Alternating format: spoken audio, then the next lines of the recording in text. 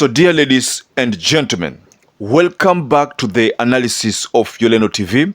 I hope you're well from whatever you watch this channel. I'd like to start this session as usual by appreciating you so much for making this channel grow. If you wish to support us, just subscribe to our channel and give this video a like. So ladies and gentlemen, you understand that by now Raila Amolo Odinga decided to pick Kalonzo Musyoka to be the person who is going to lead the talks on behalf of Azimio. So other members who have been appointed in that team are the former Defense Cabinet Secretary, who is also the DAP-K leader, Eugene Wamalwa. We have the National Assembly Minority Leader, Opiyo Wandayi. We have Malindi Member of Parliament, Amina Mnyanzi. And we also have Nyamira Senator, Okongo Omugeni. So those are the teams, those are the members who form the team which is going to be led by Kalonzo Musyoka.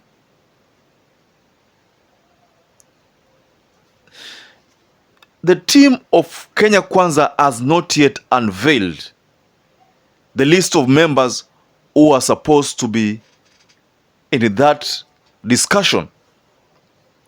You understand that by now Gachagua has softened his heart on this issue of bipartisan. Despite the fact that he's still talking tough about mambo ya security hawa watu wa Azimio kwama maandamano, they're still talking tough. I saw a video from Sudi, where Sudi was talking about hawatoshukisha bei ya unga.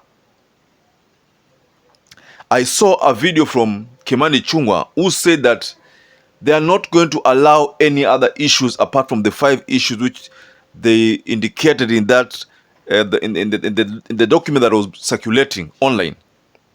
Despite the fact that that document was only signed by the people of the Kenya Kwanzaa, whereas Ichungwa talks about that document being a document that details the items which they agreed, whereas Opiyo Wandayi, who heads the minority faction of the parliament, has not signed that document. That means that he is not aware of that document. So that document, according to what many people have now realized, is that it only harbors the items which the Kenya Kwanzaa people wants to be factored into their negotiating table. The Azimio have come up with their own issues, and one of the issues that they come up with is the high cost of living to be dealt with, bipartisan approach on constitution of IEBC, the audit of server. Alafu there is also issue of respect to parties, yani William Ruto haje kununua watu kama vile kina Jalango, watu ambao walikuwa wananunuliwa ovyo ovyo. So watu kama Sabina Chege, watu kama Kanini Kega. Those are some of the terms that Raila led team are going to focus on in these matters of negotiation. Our main focus here is, why is it that the people of the Kenya Kwanzaa, why are they having some kind of jitters? Kwani wanaogopa nini?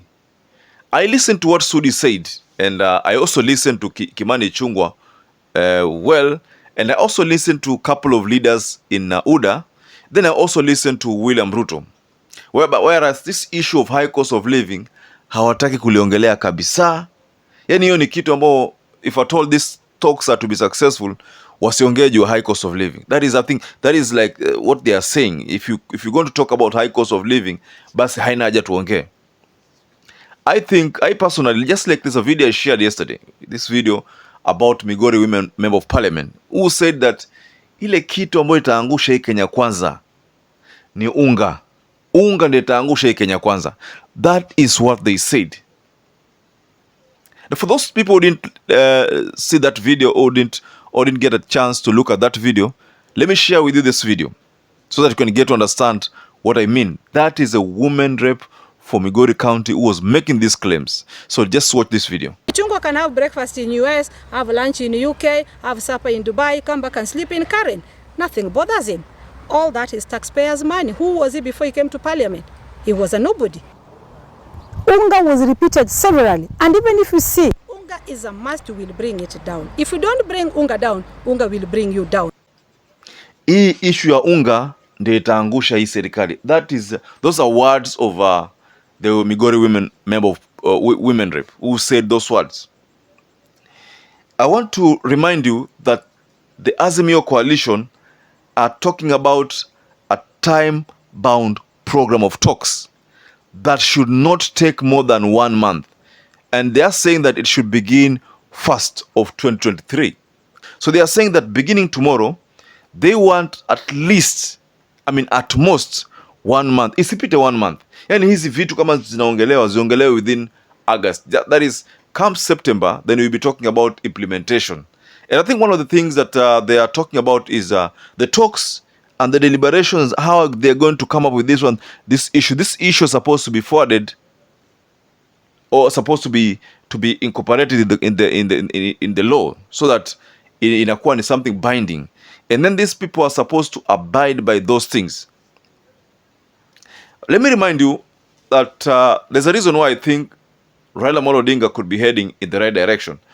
The first time he talked about a third person be there, those people said haiwezekani. They kept going in the public rallies saying haiwezekani. Right now we are seeing a scenario where by now a third party has been brought. Obasanjo is here.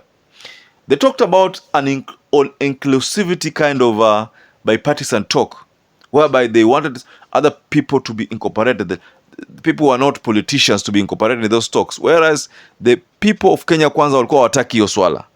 But what are we facing right now? We are facing a scenario whereby now watu wanatolewa nje, ambao not necessarily nje, but people who are non-politicians are going to be part of that talk. So I look at the whole thing, naona kama ni plus kwa Raila, plus inaongezeka. So William Ruto knows that hii issue ya cost of living, if he allows it to be part of the agenda pale, itamaliza. Just like the women rep of Migori County said. Of course, William Ruto says that they're already working on this issue of reducing the high cost of living by subsidizing fertilizer. But let me remind you that fertilizer was subsidized last year, I think somewhere there in September. Almost 1 year down the line, the cost of living inapanda tu. So there has to be another way of countering this increase, this sudden increase, always increasing, the prices always increasing. There has to be a way. This way, this is what Raila Amolo Odinga says, has to be put on the table there so that they agree. Because this nation is ni ya watu wote. It's not just for the Kenya Kwanza people, the Azimio people. Because the message from Raila Amolo Odinga ni kwamba this should be an all-inclusive approach. One thing that I know Kalonzo Musyoka will deliver in that meeting ni bringing a sober mind in the negotiation. Whereas those people ambao ni kama kina Ichungwa kama watakuwa pale ama kama Gachagua pia atakuwa pale, because someone told me that since Kalonzo, the former vice president, has been picked to be one person who's going to head that talk, they are most likely going to pick Gachagua to head the talks, the faction of Kenya Kwanza, because they are thinking that the best thing to do is to bring in a headliner, someone who's going to be headliner, ili akwamize hii talk iende. Someone said that the best person who would have been picked for this other Azimio would have been just Martha Karua. But I don't think Martha Karua anafaa hapo. The person who is better placed to handle this negotiation ni Kalonzo Musyoka. But I would have loved to see Martha Karua part of the team of negotiators. But maybe because they look at Martha Karua ni kama mtu mkali sana, that's why they thought that tusimweke hapo, wacha tumweke Kalonzo Musyoka who is going to reason with Obasanjo vizuri, going to reason with Obasanjo. So it is up to the Kenya Kwanza people to also appoint. I'm suspecting Adan Kinan will be one of those people who will be picked. I'm suspecting Boni Alwale as a team member there. I'm suspecting Samson Cherargei as one person who's going to be picked there.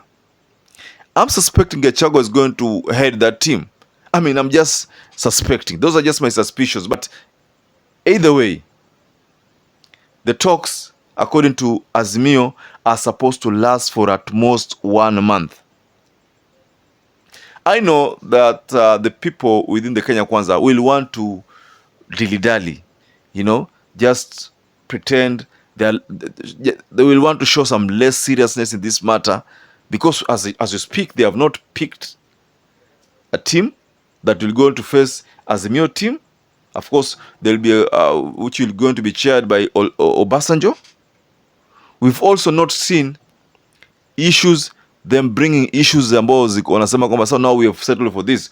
What we heard Kimani Ichungwa say ni kwamba ile barua ambayo ilikuwa ina circulate kwa Twitter, hiyo ni barua ambayo, hizo ndio vitu ambavyo wanataka waongelee. Hawataka kuongelea mambo mengine ila hizo. So this is why I ask myself, then if this is the case, does it mean that Kenya Kwanza walikuwa wanajua kuna issue?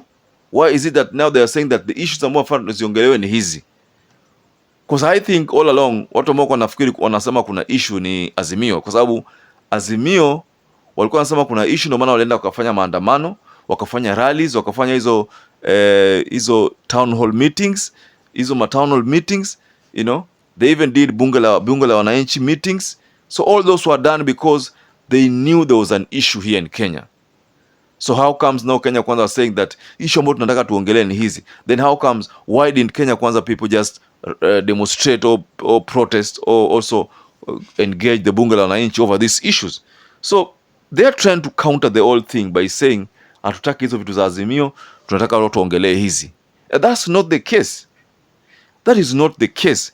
The case here is like just what Azimio wanasema kwamba we have our 5 issues, come with your 5 issues. In fact, Azimio wamepunguza ili so that the issues ambazo ziko huku the total same as the issues ambazo ziko huku, so that there are 5 total will make it 10 issues. So these 10 issues to be discussed alafu ziko katika katiba, kwa sababu like the issue of audit of server, this is supposed to be ni kitu continuous. Every election lazima kufanywe audit, kila election kufanywe audit, na iwe kwamba baada ya kila election the ruling party iheshimu zile party ambazo kwa opposition.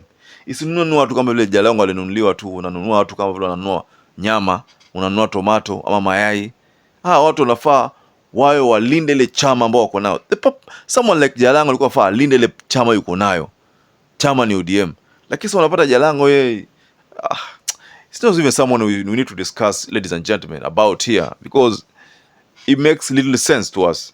So, ladies and gentlemen, can you tell us below the comment section there, what do you think the appointment of Kalonzo Musyoka to head this team will bear some fruit? Just tell us below the comment section. Also, I'd like to urge you, if you're not subscribed to this channel, please consider hitting the subscribe button and subscribe to this channel. Also, don't forget to hit the like button. Very important to get this video shared on the YouTube platform.